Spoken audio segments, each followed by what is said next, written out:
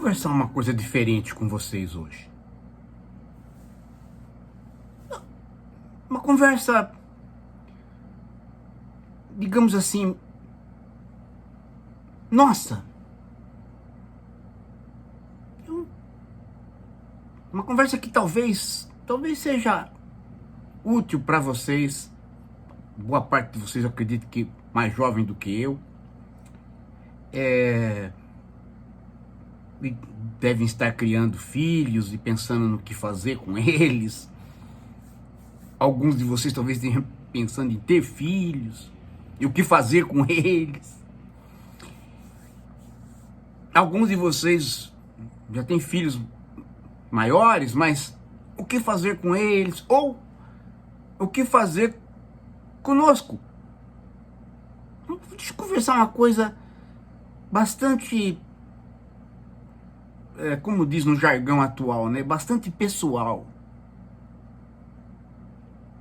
O que me motivou a ter essa conversa com vocês, gente, é que eu estava lendo aqui uma entrevista do filho da Marília Gabriela, que está fazendo teatro, então agora ficou um pouco em evidência. Tem lá o seu, acho que podcast, como todo mundo tem, né? E ele estava dizendo que é muito importante se autoconhecer, o autoconhecimento. E claro que é um jargão, né, extremamente psicologizante. Inclusive, as pessoas acham que ter autoconhecimento é falar das suas emoções muito particulares e saber prevê-las.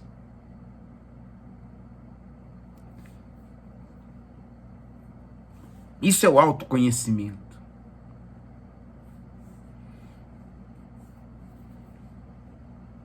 Hoje,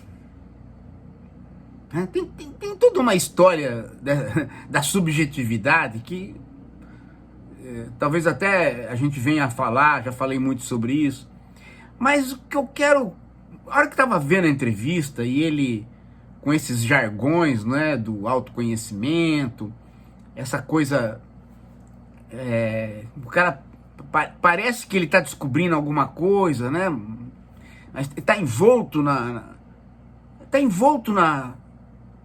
ele está tão imerso na cultura midiática, de coach, de carnal, pondê da vida, esse tipo de coisa. Então, a gente tá, os jovens estão tão imersos nisso, né? Que até mesmo quando você dá um clássico na mão deles, eles não conseguem sair desse. E hoje eu vou tentar quebrar esta crosta. Mas eu vou começar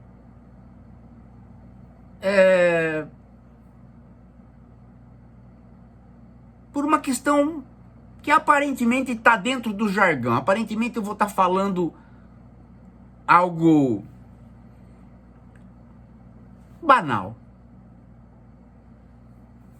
Mas eu quero que vocês prestem atenção. Olha só. Tô com 67 anos, eu olho para trás, eu vejo aquelas pessoas que chegaram comigo e aquelas pessoas que ficaram pelo caminho. Algumas, obviamente, morreram, e boa parte delas, algumas delas morreram exatamente, não de morte morrida, mas se destruíram.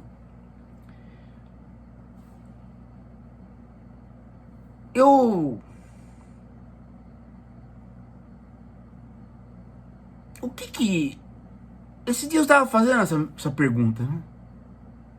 O que me salvou? O que não fez com que eu fosse uma das que ficou pelo caminho?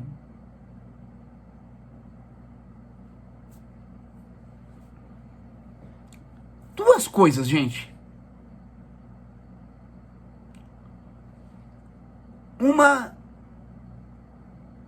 delas, eu sei de onde vem. Eu sei de onde vem. Claro que a família aí tem uma importância enorme, mas não é isso que eu quero tocar. Eu quero dizer para vocês que as duas coisas. O que me salvou? Duas coisas. Duas coisas que me aconteceram na juventude e que eu carreguei.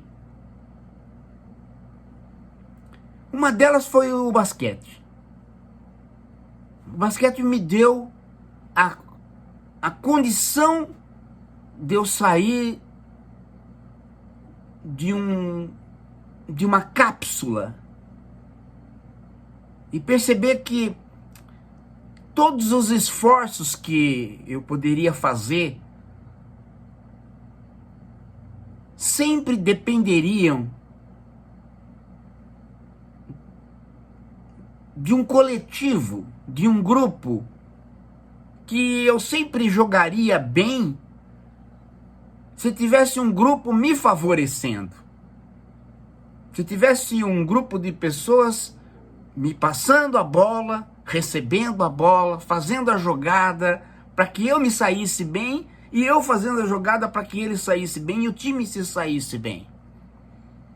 Esta ideia de que não era possível fazer uma jogada individual, esta ideia de que o jogo era essencialmente um balé coletivo,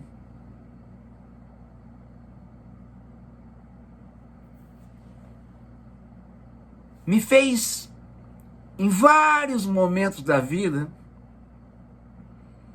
perceber quando é que eu estava num time que eu podia continuar e quando é que eu estava num time onde eu não podia continuar. E agora já não estou falando do basquete, estou falando de todos os times que eu participei trabalhando. Quando é que você está num partido, num sindicato, num emprego onde você pode continuar, as pessoas estão, né? Tá dando certo as jogadas porque estão te servindo e você está servindo. E quando não mais? Quando desde o início estão te passando a bola errado, você está devolvendo errado, o técnico do time não está interessado, há alguém que quer ser estrela, há um outro que está passando mal a bola para você de propósito, e aí não adianta, não vai dar certo. E aí não tem outra saída, é mudar de time, é mudar de cidade, é mudar de emprego. Não tinha outra saída.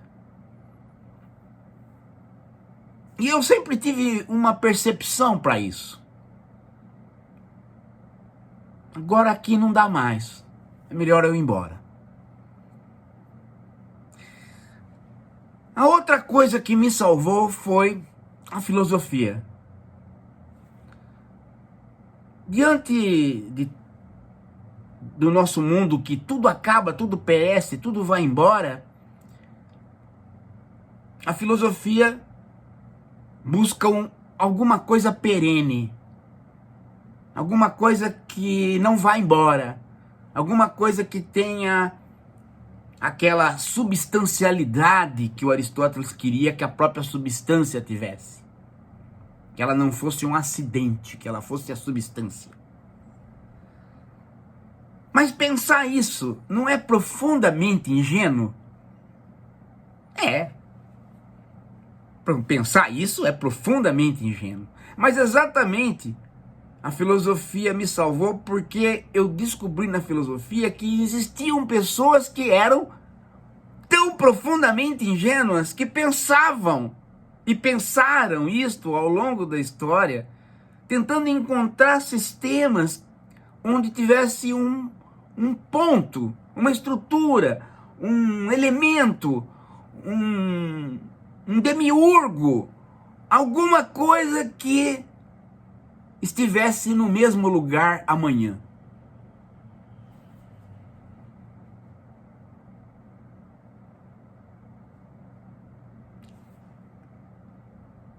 Não é a questão de buscar o perene que me salvou, mas a questão de saber que existiam pessoas que eram suficientemente ingênuas para verem que os filósofos atrás não deram resposta e assim mesmo se colocar pensando o mesmo problema. Cara, pô, 25 séculos e não deram resposta para essa questão, e no entanto eu vou fazer do meu trabalho este trabalho de levar adiante essa reflexão. E isso é o que me fazia com que eu mudasse de emprego, mudasse de local, mudasse de cidade e dissesse, bom, aqui eu recomeço porque aqui deve haver gente suficientemente ingênua como eu. Então o jogo vai dar certo. E a toda decepção, a esperança redobrava, porque eu sempre tinha a ideia de que, bom, só tem 25 séculos isso. É muito novo.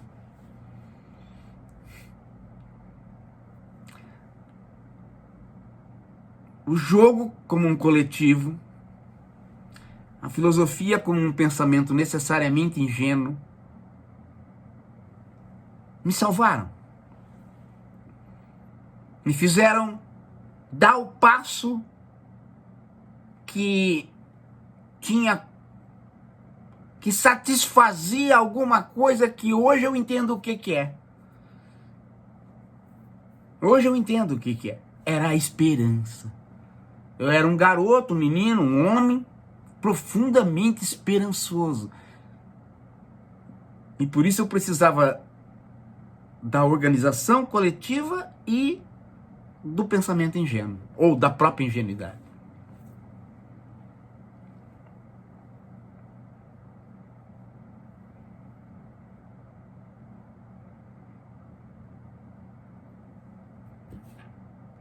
Se não fosse o basquete e a filosofia, gente, a minha esperança, ela não iria encontrar,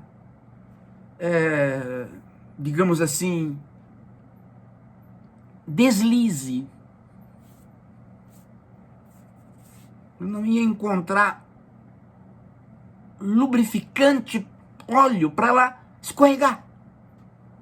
E eu fui escorregando e fui escorregando para frente. E cheguei. Meio estupiado, mas cheguei.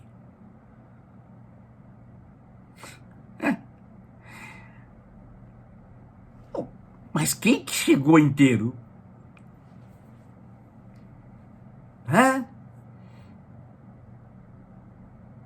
Claro, eu fico muito feliz quando vejo que os meus professores também chegaram. Quando eu vejo eles com 80 anos, completando 80 anos e curiosos,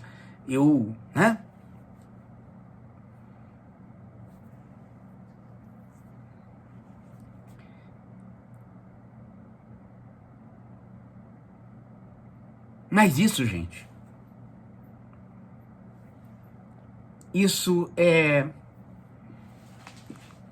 um dom no sentido de presente.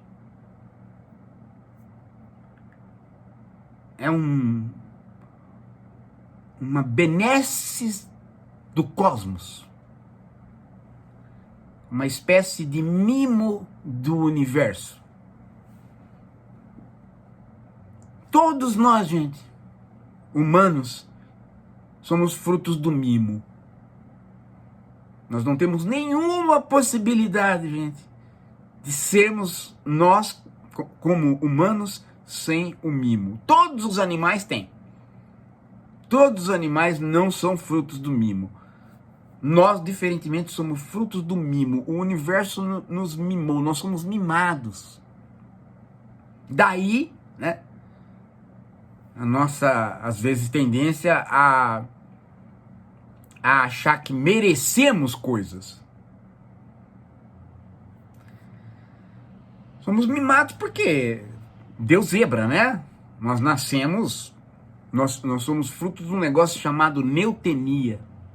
O que é a neotenia? A neotenia é uma característica do indivíduo que a espécie absorve. Em algum momento da evolução,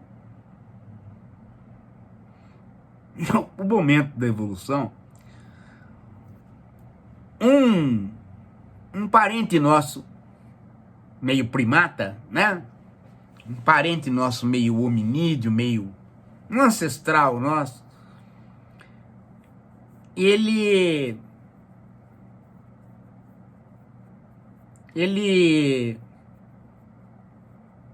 nasceu prematuro e por razões exatamente de que a evolução é um completo jogo de sorte e azar, ela não traz nenhum determinismo.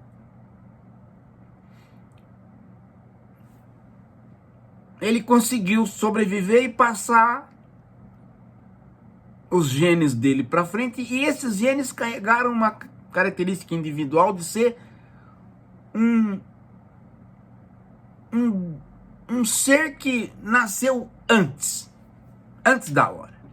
E de repente a evolução, né, produziu outros por conta dessa carga genética de seres que nasceram antes da hora, e eis que num determinado momento uma linhagem toda, uma espécie começou a nascer antes da hora, e eis aí os humanos como nós os conhecemos, os únicos seres que nascem antes da hora.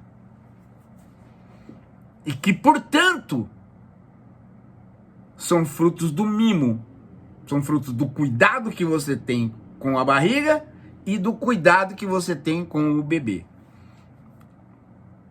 Os outros animais não precisam do mimo. Vocês sabem disso. Ninguém vai mimar uma tartaruga. Tartaruga põe os ovos e vai embora. Nem mesmo os mamíferos. Nós, ao contrário, somos frutos do mimo. Nós nos desenvolvemos pelo mimo. E nós começamos a entender que é assim.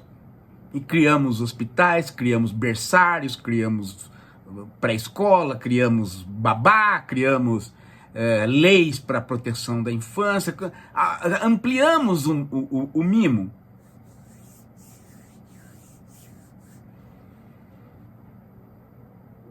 Não havia outra maneira. Nós somos frutos disso. Como é que faríamos diferente? Não é verdade?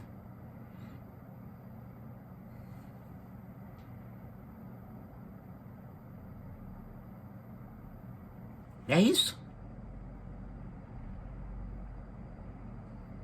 Tudo que nós pedimos é mimo. É que a gente seja agraciado com alguma coisa que não seja necessário, que seja um prazer dado, que não seja um prazer necessário, que seja um prazer dado. Só que ele acabou se tornando necessário, né? Porque nós somos tão criados por mimo que nós incorporamos essa satisfação de sermos mimados. Então nós buscamos toda hora mais mimo, mais mimo. E não estamos errados. Não estamos errados. Estamos completamente certos, inclusive no sentido de tentar ver se a gente consegue ampliar o mimo para todo mundo. Nós queremos, inclusive, mimar os animais, mimar as árvores, não é? Nós achamos, inclusive, que se a gente mimar o cosmos, a gente estará agradecendo este elemento central que nos foi dado como um dom, que é a esperança, que é a ideia de que amanhã tem mimo.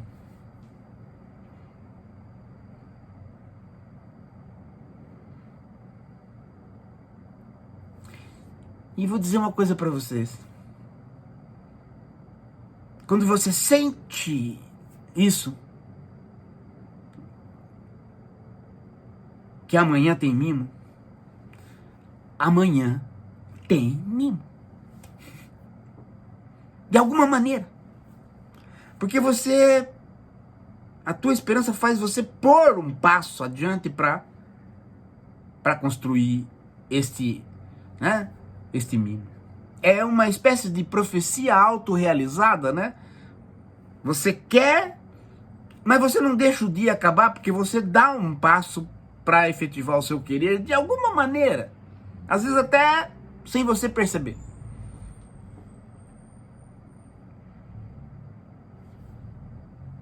E quando você caminha assim, eu garanto para você,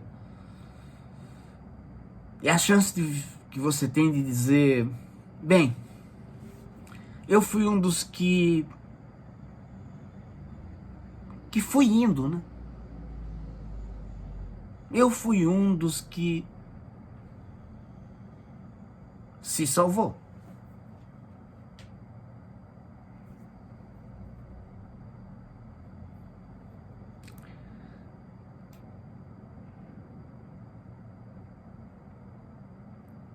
Pensa nisso, gente.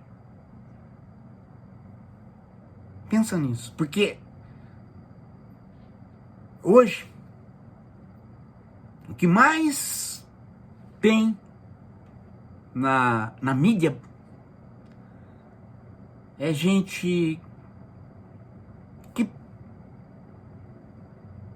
perdeu a noção da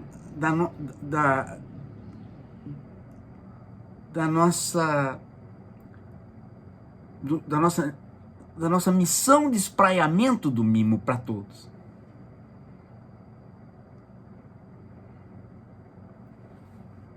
É gente que está única e exclusivamente preocupado em dizer para você, não, isso não dá certo, não ajude ninguém, não, natureza humana é má, isso aqui não serve, não faça, você é um ingênuo, você é um bobo, eu sou o espertão. Não falta este tipo de pseudo-intelectual. Como se ser um estraga-prazer, ser um realista, fosse ter intelectualidade. Não. Pelo contrário. O realista é cheio de clichês. Tem mais clichês do que o coach. Até porque o realista é um coach. Ele é um coach invertido. Ele vende para você a ideia de que você, ouvindo ele, vai saber mais da realidade humana, que por sua vez é muito má.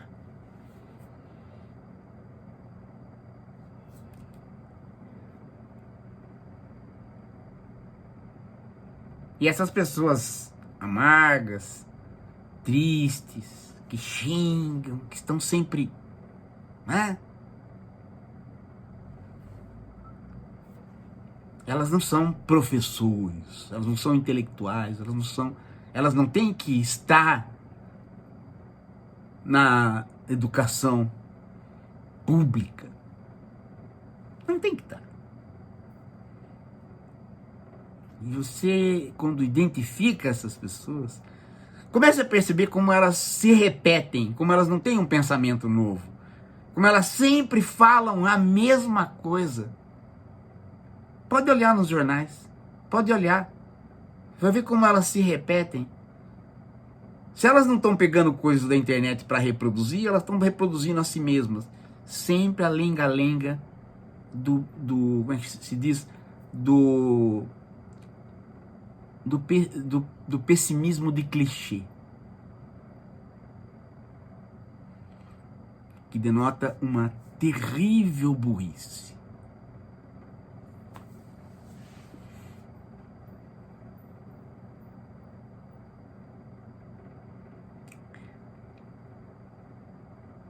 Não à toa, gente,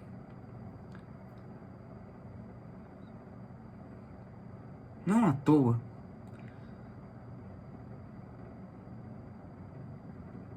Os passarinhos que eu tratava metaforicamente se concretizaram, né? Você precisa ver como eles recebem a Maria Ângela e caminham junto com ela. Eles chegam a conversar com ela, chegam a parar na frente dela assim. Isso não é à toa.